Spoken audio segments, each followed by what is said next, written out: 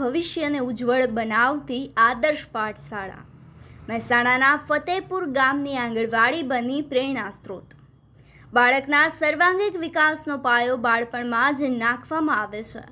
આ વાતને સાકાર કરતી મહેસાણા શહેરની ભાગોળે આવેલા ફતેપુર ગામની આંગણવાડી આજે કુમળી વયના ભૂલકાઓ માટે આદર્શ શિક્ષણ અને સંસ્કારનું કેન્દ્ર બની રહી છે। મહેસાણા મહાનગરપાલિકામાં ગામનો સમાવેશ થયા બાદ તંત્ર દ્વારા અહીં આધુનિક સુવિધાઓથી સજ્જ આંગણવાડીનું નિર્માણ કરવામાં આવી રહ્યું છે, જે આજે અનેક પરિવારો માટે આશીર્વાદરૂપ સાબિત થઈ રહી છે। આંગણવાડીના સંચાલિકા પુષ્પાબેન ગોસ્વામી નિષ્ઠા, સમર્પણ અને માતૃત્વના ભાવ સાથે પોતાની જવાબદારી નિભાવી રહ્યા છે। તેઓ માત્ર બાળકોને અક્ષર જ્ઞાન પૂરતા જ પાડતા નથી, પરંતુ રમતા રમતા શીખવવાની પદ્ધતિ દ્વારા તેમના માનસિક, બૌદ્ધિક અને શારીરિક વિકાસ માટે સતત પ્રયત્નશીલ રહે છે। બાર વગરના ભણતરની પદ્ધતિથી બાળકોમાં શિક્ષણ પ્રત્યે રસ જગાડે છે। આ સાથે જ આનંદમય વાતાવરણમાં તેઓ નવી બાબતો સરળતાથી શીખવી રહ્યા છે। આંગણવાડીમાં આવતા નાના બાળકો ઉપરાંત સગર્ભા અને ધાત્રી માતાઓના સ્વાસ્થ્ય પ્રત્યે પણ વિશેષ કાળજી રાખવામાં આવે છે। તેમને કુપોષણથી બચાવવા માટે પોષણક્ષમ આહાર અંગે માર્ગદર્શન આપવામાં આવે છે। સાથે જ માતા અને બાળકના આરોગ્ય, સ્વાસ્થ્ય, સંતુલિત આહાર, યોગ્ય સંભાળ અંગે સમયાંતરે જાગૃતિસભર ચર્ચા અને સંવાદ આયોજિત કરવામાં આવે છે અને પરિણામે આ મહિલાઓમાં આરોગ્ય પ્રત્યેની જાગૃતતામાં નોંધપાત્ર વધારો જોવા મળી રહ્યો છે।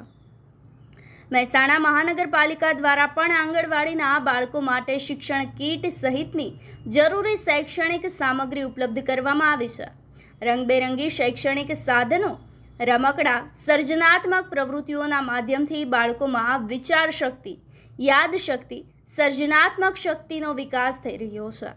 બાળ મિત્ર વાતાવરણને કારણે આ બાળકો આનંદપૂર્વક અભ્યાસમાં જોડાઈ રહ્યા છે। તો ફતેપુર ગામના વાલીઓ અને ગ્રામ્યજનો પણ આંગણવાડીની કામગીરીથી ખુશી વ્યક્ત કરી રહ્યા છે।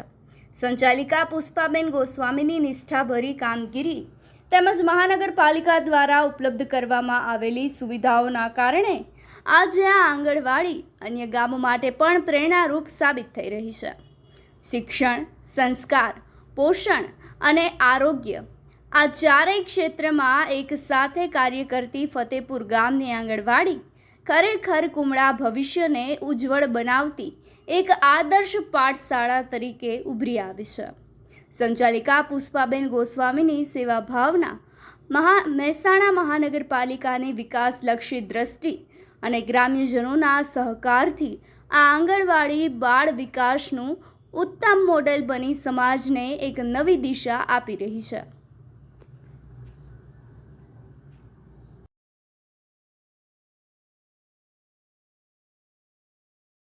નમસ્કાર, મારું નામ ગોસ્વામી પુષ્પાબેન એન। હું ફતેપુરા કોડ નંબર 18 આંગણવાડી કાર્યકરમાં નોકરી કરું છું।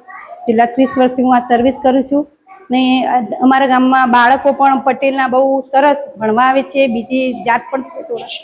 અને અમારી આંગણવાડીમાં છેલ્લા 1.5 વર્ષથી મહાનગરપાલિકા આવ્યા પછી સારી એવી સગવડો અમને મળી રહી છે। જેમ કે અમારે વરંડો એમનામ હતો, વરંડો સારો થઈ ગયો, બ્લોક પથરાઈ ગઈ આંગણવાડીમાં, તેમજ ઉપર નીચે બધી જાળી થઈ ગઈ છે કે જેથી બાળકોની સેફટી રહે, અમારી પણ સેફટી રહે। ઊભું કિચન બનાવી આપી છે, તેથી અમારે રસોઈ બનાવવાની સારી સગવડ થઈ ગઈ છે। બાળકો માટે ડ્રોઈંગ ક્લાસ બનાવ્યો છે, જેથી તે બાળકો સામે જોઈને તેનું નિદર્શન કરીને શીખી શકે, બહુ સરસ એવું કરી રહ્યું છે। અને બાળકોની સંખ્યા પણ અમારે વધી રહી છે। પહેલા એક ઓછી સંખ્યા હતી, એનાથી હવે જે અમે સ્ટેટસ દ્વારા પછી વાલી ગ્રુપ દ્વારા લોકોને અમે બહાર બતાવી છે। અમારી પ્રવૃત્તિ આંગણવાડીમાં જે બી અમે કરીએ ટીમ વાઇઝ એ પણ અમે બહાર બતાવી છે। તો અમારું વાલી ગ્રુપમાં સગર્ભા, ધાત્રી, કિશોરી તેમજ બીજા 3 થી 6 વર્ષના બાળકોના વાલીઓ પણ અમારા જોઈન્ટ થયેલા છે। તો એ બધા અમારી પ્રવૃત્તિઓ જોઈએ છે। ખરેખર એમ કે છે કે પ્રાઇવેટ શાળા કરતાં પણ આંગણવાડીમાં સારું એવું એજ્યુકેશન બાળકોને ગમત સાથે મળ્યું છે। બાળકોને અભિનય, ગીત, વાર્તાઓ જે અમે કરાવીએ છીએ એ બાળકો ઘરે જઈને પણ કે, અને વાલીઓ પણ આવે ત્યારે અમે મંગળવારની ઉજવણી કરીએ એટલે એમને બધું બતાવીએ છીએ। પછી અમને એવી અમારા બાળ વિકાસ યોજના તરફથી આ ઘટકમાંથી અમને આવી બુકો આંગણવાડીમાં રમત ગમત ભાગ 1 અને 2 જેમાં 2 વિભાગ હોય છે કે 4 થી 6 વર્ષના બાળકોને, એક 3 થી 5 વર્ષના બાળકો. તો એ બાળકોને અમે થીમ વાઇઝ આ પ્રવૃત્તિઓ પણ કરાય છે, જેમાં ડ્રોઈંગ હોય છે, બાળકોને આ બધી રીતે સમજાવીએ. અને એક ચિત્ર બુક બાળકોની હોય છે જેમાં કલર અમુક વારે ને એવી રીતે નક્કી કરાય છે. આ અમે કંકુથી એમને આ જે મધપૂડો હોય એ રીતે અમે કરાય છે. અને આમાં આ પણ વાલીઓ જોડે અમે સહભાગી થઈને જ અહીંયા પ્રવૃત્તિઓ કરાય છે, ઘરે નથી આપતા. અહીંયા વાલીઓને બોલાવીને એ દિવસે અમે આ પ્રવૃત્તિ કરાય છે.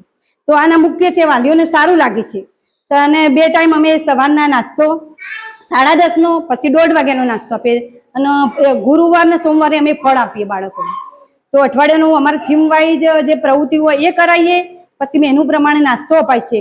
તો અત્યારે પ્રાઇવેટમાં જે બાળકો અમુક ઇંગ્લિશ મીડિયમમાં મૂક્યા છે એ વાલીઓ એમ કે અમે પસ્તાઈએ છીએ બહાર મૂકી, કે અમારા બાળકો સવારે જાય તો 1 વાગે ભૂખે આવે છે અને તમે અહીંયા 3 ટાઈમ ખોળામાં બેસીને ખવડાવતા હતા. તો આવા વાલીઓને તમે શું સંદેશો આપશો? આવા વાલીઓને અમે એમ કહીએ છીએ કે તમે પહેલા અમારી આંગણવાડીનું નિરીક્ષણ તો તમે કરો જ છો, તમારું બાળક 2 વર્ષ સુધી આવે અને તૈયાર થાય એટલે તમે પ્રાઇવેટમાં મૂકો.